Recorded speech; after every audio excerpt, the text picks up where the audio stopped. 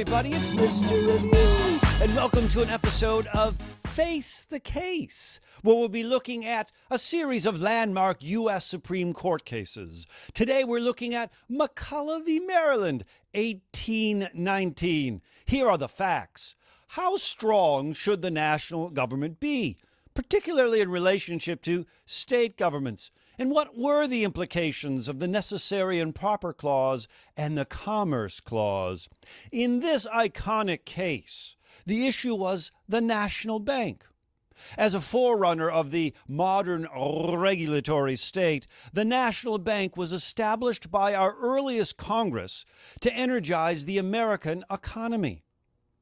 Congress's authority to do so was found in the Constitution's Necessary and Proper Clause, but also the Commerce Clause.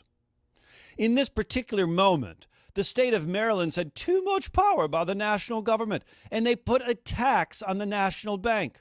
James McCulloch, a worker at the bank, refused to pay the tax. Ooh, what are they going to do? The facts. Let's look at the actual outcome. The actual outcome was a 7-0 unanimous opinion. Written by Chief Justice John Marshall, he said, wait a minute. When governing agents collide, the national government and state governments, the national government was supreme over the states. In other words, in McCulloch v. Maryland, the supremacy of the national government was upheld. Let's look at the constitutional principle. In McCulloch v. Maryland, they were looking at the Necessary and Proper Clause. When the enumerated powers of the Constitution require something extra, something a little bit more, the Necessary and Proper Clause kicks in. And the United States Supreme Court ruled that in this case, the establishment of the national bank triggered the Necessary and Proper Clause appropriately and made it supreme over state collisions. Constitutional principle.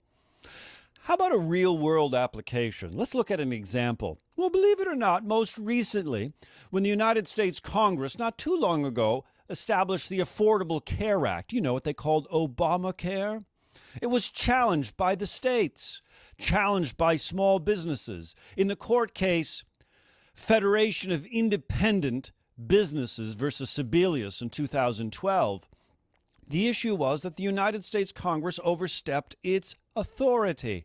It was illegitimate in passing the Affordable Care Act. Chief Justice John Roberts cited McCulloch v. Maryland, citing the Necessary and Proper Clause, citing the Commerce Clause. In this case, when there's a collision between the enumerated powers of Congress and other state provisions, the United States government is supreme.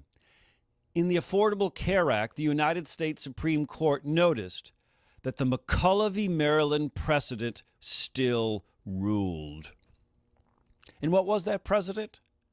In McCulloch v. Maryland, the supremacy of the United States government was established. Whoo! We're facing the case. I'm Mr. Review. I'm here to make the complex simple and the confusing clear.